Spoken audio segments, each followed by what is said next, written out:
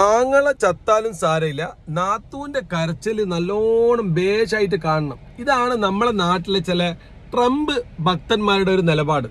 അവരെ സംബന്ധിച്ചിടത്തോളം ട്രംപ് ICUലായാലും സാരമില്ല, അമേരിക്കൻ പട്ടാളക്കാർ ഇറാനിൽ പോയി വെടികൊണ്ട് മരിച്ചാലും പ്രശ്നമില്ല, തങ്ങളുടെ ഫാദർലാൻഡായ ഇസ്രായേലിനോ ഇസ്രായേൽ പട്ടാളക്കാർക്കോ ഒന്നും സംഭവിക്കരുത്, ഇറാൻ തരിപ്പണമാവണം. ഇതാണ് അവരുടെ ഒരു ലൈന്.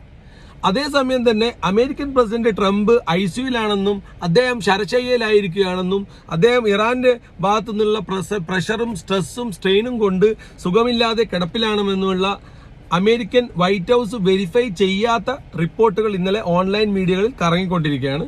അതുപോലെ തന്നെ അമേരിക്കയിലെ ഒട്ടനവധി ഇൻഫ്ലുവൻസർമാരും യൂട്യൂബേഴ്സും ഒക്കെ ഇത് റിപ്പോർട്ട് ചെയ്യുന്നുണ്ട്. ഈ ട്രംപ് ഡെഡ് എന്നൊക്കെ ചോദിച്ചിട്ട് പലതരത്തിലുള്ള റിപ്പോർട്ടുകൾ പോകുന്നുണ്ട്. അതേസമയം ട്രംപിന്റെ സോഷ്യൽ മീഡിയ ഹാൻഡില് ട്രൂത്ത് സോഷ്യലില് അദ്ദേഹം പോസ്റ്റ് ചെയ്തിട്ടുണ്ട്. അതായത് Tuesday will be power plant day and bridge day, all wrapped in one in Iran. There will be nothing like it. Open the fucking strait, you crazy bastards, or you will be living in hell. Just watch. Praise to be Allah. President Donald J. Trump. വളരെ മാന്യമായിട്ടുള്ള, ഇതുവരെ ഒരു American പ്രസിഡന്റും നടത്തിയിട്ടില്ലാത്ത വളരെ വളരെ കേൾക്കാൻ ഇമ്പമുള്ള ഒരു സ്പീച്ചാണ് അദ്ദേഹം കൊടുത്തിട്ടുള്ളത്. അതായത് ചൊവ്വാഴ്ച പവർ പ്ലാന്റ് ആക്രമിക്കുന്ന ദിവസമായിരിക്കും. അതേ ദിവസം തന്നെ എല്ലാ ബ്രിഡ്ജുകളും തകർക്കും ഇറാനിലെ. There will be nothing like it. ഇതുപോലത്തെ ഒരു സംഭവം നിങ്ങൾ ഇതുവരെ കണ്ടിട്ടുണ്ടാവില്ല. ഇതൊക്കെ അദ്ദേഹം ട്രംപ് ആശാൻ പറയുന്നതാണ്. ഇനി ഓപ്പൺ ദ ഫക്കിംഗ് സ്ട്രൈറ്റ്, ഹോർമൂസിനെ പറ്റി പറയാണ്.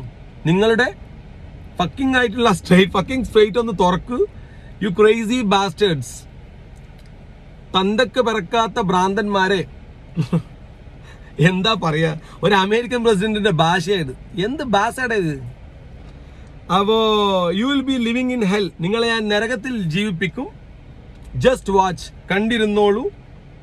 അതിൻ്റെ ഇടയ്ക്കും അദ്ദേഹം പറയാൻ വേണ്ടി മറക്കുന്നില്ല, പ്രൈസ് ടു ബി അള്ളാഹ്, എല്ലാ സ്തുതിയും ദൈവത്തിന്, അള്ളാഹുവിന് എല്ലാ സ്തുതിയും എന്ന് ട്രംപ് പറയാണ്. അദ്ദേഹം പെട്ടെന്ന് തന്നെ ഒരു മുസ്ലിം മത വിശ്വാസിയും കൂടി ആയിരിക്കുകയാണ്. എന്താ ഇതിനെപ്പറ്റി എക്സ്പ്ലെയിൻ ചെയ്യേണ്ടതെന്ന് എനിക്കറിയില്ല. പക്ഷേ ഇനി വരാൻ പോകുന്ന ദിവസങ്ങൾ അദ്ദേഹത്തിന്റെ എല്ലാ കിളിയും പറഞ്ഞിരിക്കുകയാണ്. അതായത് 2 അമേരിക്കൻ പൈലറ്റ്സ്, 2 അമേരിക്കയുടെ ഏറ്റവും പ്രധാനപ്പെട്ട വിമാനങ്ങൾ വെടിവെച്ചിട്ടു. ആകെ അമേരിക്കയുടെ ചരിത്രത്തിൽ ഇതുവരെ ഉണ്ടാകാത്ത സംഭവങ്ങൾ ഉണ്ടായത് കൊണ്ട് തന്നെ ഇദ്ദേഹം വളരെ പ്രഷർഡാണ്, പ്രായവും കൂടുതലാണ്. അപ്പോൾ അദ്ദേഹത്തിന് വളരെയധികം സ്ട്രെയിനും സ്ട്രെസ്സും കിട്ടിയിരിക്കുകയാണ്. അതാണ് ഇത്രയും മോശമായ ഒരു ഭാഷയൊക്കെ ഉപയോഗിച്ചിരിക്കുന്നത്. മനുഷ്യന് അവനെ ഒരിക്കലും അവന്റെ കൺട്രോളിൽ നിൽക്കാത്ത സമയത്താണ് ഈ ചീത്ത വിളിക്കുകയാണ്. ചില ആൾക്കാരൊക്കെ വന്ന് കമന്റിൽ പറയുന്നത് കേൾക്കുന്നില്ല. കാരണം അവർക്കത് താങ്ങുന്നില്ല. അവർക്ക് മാന്യമായി സംസാരിക്കാൻ അവരുടെ സീമകളൊക്കെ ലംഘിക്കപ്പെട്ടിരിക്കുകയാണ് എന്ന് പറഞ്ഞ പോലത്തെ അവസ്ഥയിലാണ് ട്രംപ് ഉള്ളത്. ഇനിയിപ്പോൾ എന്താ ഉണ്ടാകാൻ പോകുന്നതെന്ന് വെച്ചാൽ, ഇയാള് വെറുതെ പറയുന്നതൊന്നല്ല, ഇയാൾക്ക് ഭ്രാന്തായിട്ട് പറയുന്നതൊന്നല്ല. അവരത്രയും കൺട്രോൾ പോയിട്ട് നിൽക്കുകയാണ്. കാരണം ഇവർ വിചാരിച്ചത് ഇത് വളരെ ഒരു ഈസി പീസ് ഓഫ് കേക്ക് എന്ന് പറയും നമ്മൾ. പെട്ടെന്ന് തന്നെ മുറിച്ച് എടുത്തിട്ട് പെട്ടെന്ന് വായിലിട്ട് തിന്ന് ഒഴിവാക്കാൻ പറ്റുന്ന ഒരു സോഫ്റ്റ് ആയിട്ടുള്ള കേക്കാന്ന് വിചാരിച്ചു ഇറാനെ പറ്റിയിട്ട്. അപ്പോൾ ഒന്നിക്കൽ അദ്ദേഹത്തിന്റെ കൂടെയുള്ളവരോ അല്ലെങ്കിൽ അദ്ദേഹം തന്നെ അദ്ദേഹത്തിന്റെ ഇതിൽ നിന്ന് ഉണ്ടാക്കിയെടുത്തതായിട്ടൊരു ഒരു ധാരണ ഉണ്ടാക്കിയെടുത്തു. മറ്റുള്ള രാജ്യങ്ങൾ ഇതിന് മുന്നേ ഇവർ കീഴ്പ്പെടുത്തിയ അല്ലെങ്കിൽ ആക്രമിച്ച ഇറാഖ് പോലെയോ സിറിയ പോലെയോ അല്ലെങ്കിൽ നമ്മുടെ മറ്റേ ലിബിയ പോലെയോ അഫ്ഗാനിൽ ആക്രമിച്ച പോലെയോ വെനിസിലെ പോയിട്ട് പ്രസിഡന്റിനെ ഉറങ്ങിക്കിടന്ന ആ ട്രാക്കും സൂട്ടും ഇട്ട് അതുപോലെ പിടിച്ചുകൊണ്ടുപോയിട്ടില്ല, അതുപോലെയോ അല്ലെങ്കിൽ ക്യൂബയിൽ ഇപ്പം കാണിച്ചുകൊണ്ടിരിക്കുന്നത് പോലെയോ വിയറ്റ്നാമിൽ ആക്രമിച്ച അക്രമം പോലെയോ കോങ്കോയിൽ ആക്രമിച്ച അക്രമം പോലെയോ. അപ്പോൾ അമേരിക്ക ആക്രമിക്കാത്ത രാജ്യങ്ങൾ കുറവാണ്. എനിക്ക് തോന്നുന്നു ഇന്ത്യയും പാകിസ്ഥാനും ഈ പറഞ്ഞ പോലെ ഏഷ്യൻ രാജ്യങ്ങളിൽ നമ്മുടെ ചൈന, ജപ്പാനിൽ ഇതിനു മുന്നേ ആക്രമിച്ചിട്ടുണ്ട്. അപ്പോൾ ഇങ്ങനെ കുറച്ച് രാജ്യങ്ങളെ ഇവരെ ഇതിൽ നിന്ന് രക്ഷപ്പെട്ടിട്ടുള്ളൂ. അപ്പോൾ ഇവരുടെ ഈ സാമ്രാജ്യവൽക്കരണത്തിന്റെ കുത്തക മുതലാളിത്ത വൽക്കരണത്തിന്റെ ഭാഗമായിട്ട് ഈ ആക്രമണം ഇവർ ലോകത്ത് എല്ലായിടത്തും കാണിച്ചിട്ടുണ്ട്. അപ്പോൾ അതിന്റെ ഭാഗം അതുപോലെ വളരെ എളുപ്പത്തിൽ ഇറാനെ ഇങ്ങ് ആക്രമിച്ചിട്ട് ഇങ്ങ് എടുത്തു കളയാമെന്ന് ഇവർ വിചാരിച്ചു. പക്ഷെ അവരുടെ കയ്യിൽ നിന്ന് പോയി. 4 ദിവസം കൊണ്ട് തീർക്കുമെന്ന് പറഞ്ഞ് തുടങ്ങിയ യുദ്ധം ഇപ്പോൾ 5ാമത്തെ ആഴ്ചയായിട്ട് എവിടെ എത്തി നിൽക്കുന്നു എന്ന് ചോദിച്ചാൽ 2 മെയിൻ ഫൈറ്റർ ജെറ്റ് പ്ലെയിനുകൾ തകർന്നു വീണിട്ട് അതിന്റെ പൈലറ്റുമാരെ തപ്പി നടക്കുന്ന പരിഭ്രാന്തിയോട് കൂടിയിട്ട് വളരെ പാനിക്കായിട്ട് ഇറാന്റെ കയ്യിൽ അവരെ കിട്ടിയാൽ എന്താണ് ഭവിഷ്യത്ത് എന്ന് അറിയുന്നത് കൊണ്ട് വളരെ പാനിക്കായിട്ട് ഇറാനിൽ ചെന്നുകൊണ്ട് അമേരിക്കയുടെ 10ഓളം റെസ്ക്യൂ പ്ലെയിനുകൾ രാവും പകലും ഇല്ലാതെ ചെത്തിത്തെരഞ്ഞ് നടക്കുന്ന അവസ്ഥയാണ് നമ്മൾ കണ്ടത്. ഈ ഇറാനെയാണ് 4 ദിവസം കൊണ്ട് തച്ച് തരിപ്പണമാക്കി കൈമത്തരാന്ന് പറഞ്ഞിട്ട് പോയത്.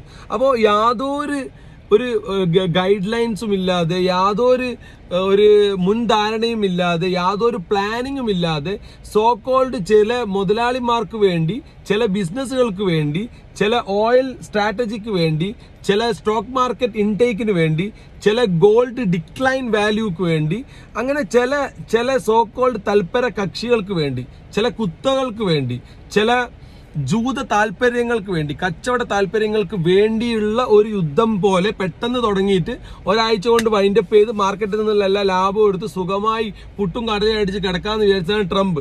അപ്പോൾ ട്രംപിന്റെ കയ്യിൽ നിന്ന് മൊത്തമായിട്ട് പോയിട്ടുള്ള ഒരു കഥയാണ് നമ്മളിപ്പം കാണുന്നത്.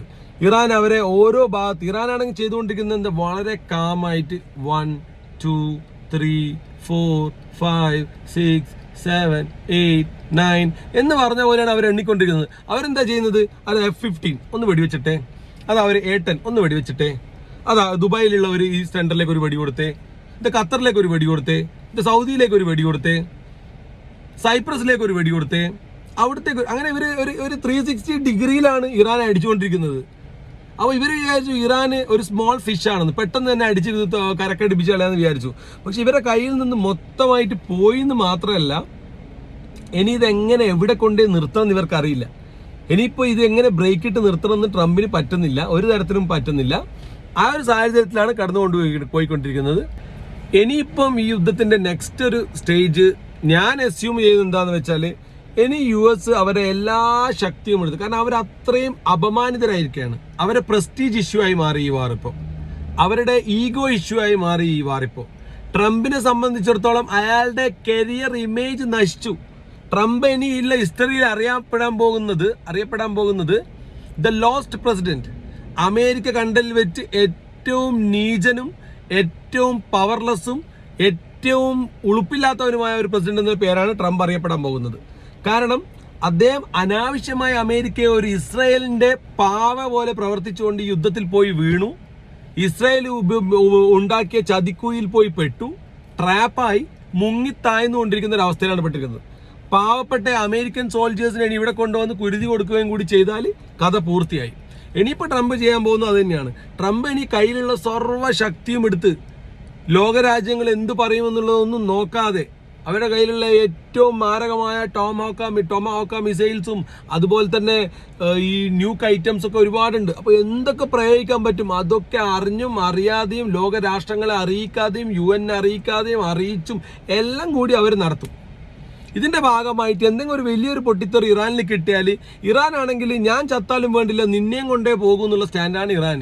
അപ്പോൾ ഇറാൻ ഇനി ചെയ്യാൻ പോകുന്നത് എന്താണെന്ന് വെച്ച് കഴിഞ്ഞാൽ, ഇറാന് ഒരു നല്ലൊരു പരിപാടി ഇറാന് കിട്ടിക്കഴിഞ്ഞാൽ അപ്പം തന്നെ എവിടെയൊക്കെ തകർക്കണം എന്നുള്ളത് അവർ പിൻ ലൊക്കേഷൻ അടക്കം ഇറാന്റെ കയ്യിലുണ്ട്. അതിൽ അവർ പറഞ്ഞിട്ടുണ്ട്, പിന്നെ മൈക്രോസോഫ്റ്റിന്റെ ഓഫീസുകൾ, ആമസോണിന്റെ ഓഫീസുകൾ, എനർജി പ്ലാന്റ്സ്, ഡീസാലിനേഷൻ പ്ലാന്റ്സ്, GCCയിൽ മൊത്തം വെള്ളം കിട്ടുന്ന കുടിവെള്ളം കടൽ വെള്ളം ക്ലിയർ ആക്കുന്ന പ്ലാന്റുകൾ, ഇലക്ട്രിക് പ്ലാന്റുകൾ എല്ലാം ഇവരും തച്ചു തകർക്കും. അങ്ങോട്ടും ഇങ്ങോട്ടും വിനാശകരമായ ഒരു സ്റ്റേജിലേക്കാണ് ഇനിയുള്ള സ്റ്റേജ് പോകാൻ പോകുന്നത്. അത് തന്നെയാണ് ഉണ്ടാകാൻ പോകുന്നത്. അൺലെസ് ആൻഡ് അൺടിൽ ഇതിൽ എന്തെങ്കിലും ഒരു അയവ് വന്ന് ഏതെങ്കിലും ഒരു വിഭാഗം മാറിക്കൊടുത്തിരുന്നെങ്കിൽ മാത്രം. അല്ലെങ്കിൽ നമ്മൾ ഈ പറഞ്ഞ പോലത്തെ ഒരു സ്റ്റേജിലേക്ക് തന്നെയാണ് സംഭവം പോകാൻ പോകുന്നത്. So let's hope for the good. നമുക്ക് കാത്തിരുന്ന് കാണാം.